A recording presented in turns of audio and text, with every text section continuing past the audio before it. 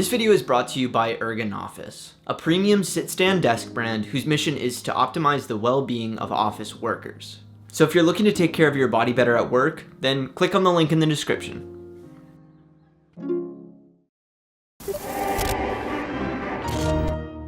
I spend a lot of time at my desk.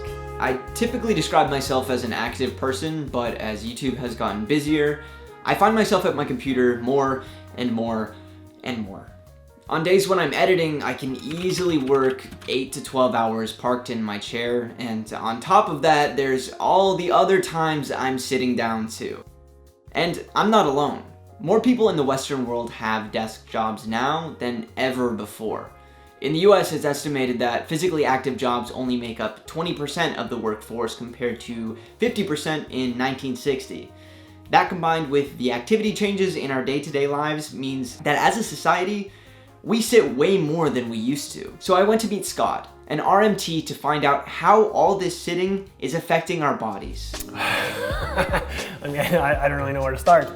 I mean, it's affecting your circulation, digestion, your biomechanics that are going through your upper body, your lower body. You're gonna get like some nerve impingements and things like that, numbness, tingling, burning in any of the digits, the extremities. Back pain is certainly something that I see in clinic all the time. And there's a couple different reasons from that, right? So when you're sitting, your largest muscle is being turned off. That's your glutes, like your whole glute group. That's muscle that's supposed to be supporting you and keeping you upright when you go to walk. So this muscle that's supposed to be firing all day is now shut off for what, 40 hours a week? 8 hours a day, 5 days a week, right? So it's not functioning as strong as it should, right? So when you go to stand up and you go to walk, now something else has to take on that load to keep you upright, and that's going to be your low back muscles, right? They're not meant to take that load. They tend to fatigue, and then you get back pain. And people don't tend to realize, but rarely is that the problem. It's not the problem of something happening in the back. It's the front structures that are putting excess strain on the back muscles. Not only will sitting 40 hours a week turn your muscles off in the short term, but over a longer time frame, they can also lead to muscle atrophy. Trying to re-engage those muscle groups in an activity like sports or weight training when they are shut off for so much of your life puts yourself at a greater risk for injury. Your body is constantly realigning, right? Along the lines of stress, you have these little cells in your body called fibroblasts. What they're doing is spitting out different fibers to reinforce whatever posture you're in most often. So if you're in this posture more often, your body's gonna say like, okay, you're in that posture, I'm gonna keep you in that posture. Another thing, the pecs internally rotate and they collapse, right? Pecs are what's called a postural muscle, and what they do is they want to hold tension, right? So they want to get short, and what opposes them are called the rhomboids, and the rhomboids are a phasic muscle, so they tend to lengthen.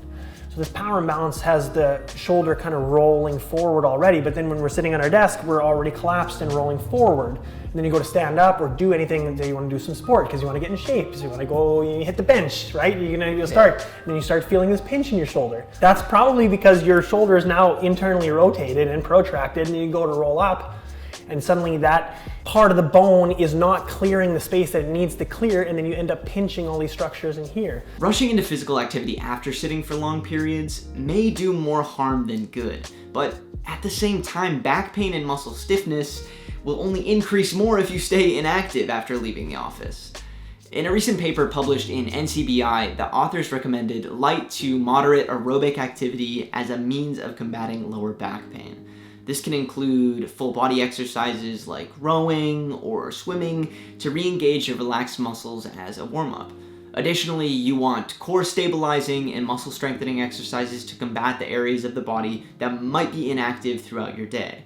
Specifically, engaging your lumbar extender muscles has been found to be particularly effective at fighting and preventing back pain. And finally, there's the importance of taking time at the end of your day to do some form of mobility work to relax your muscles and extend your spine before you go to sleep.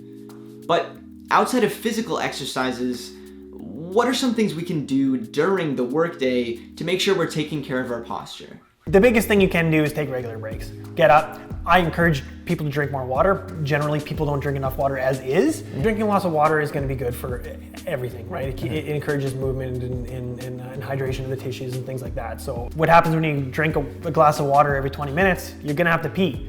that's another excuse to get up. Wow. Right? So that's kind of like an added bonus. So get up, drink lots of water, and it will force you to move around. While getting up to take breaks will definitely help, I was curious if there was anything I could do while sitting at my desk to take better care of my body. With back pain, it's better if you're able to have like a higher stool that kind of tilts down a little bit. That's actually quite good for the back and the posture in the low back.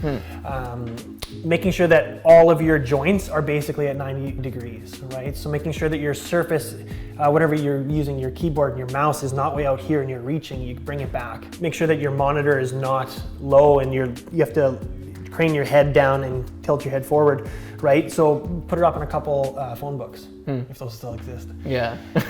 But yeah, pop it up and then you keep it at eye level, right? All that kind of stuff, those little things amount to big changes if we keep reinforcing that posture all the time.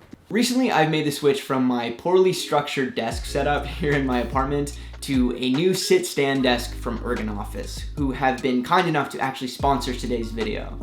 I'm currently using the Sway desk, which is honestly incredible. This desk is made with the best inline motors on the market, so this thing can transition from standing to sitting, and it is such a satisfying experience. They also use the highest quality local wood species sourced in North America, so it looks incredible. This desk has drastically changed the way I work, and that I'm able to alternate sitting and standing regularly throughout my long days of editing with just the ease of pushing a button. The desk also has the option to save 2 different height profiles, so you can go from perfectly seated to comfortably standing with just a double click. Office blends amazing materials and design with a focus on productivity and health, and they make one of the coolest desks I've ever seen. I know this desk is going to be a huge tool for me years down the road, and I know my back is going to be thanking me for it. So if you're interested in checking out Office, then you can click on the link in the description. Thanks guys for watching, and I hope you learned a few things to take better care of your backs and your posture. Also, we just posted the full interview with Scott on our Patreon, so link is in the description if you want to check that out. And that's it for me in this video, and I'll catch you in the next one. Cheers.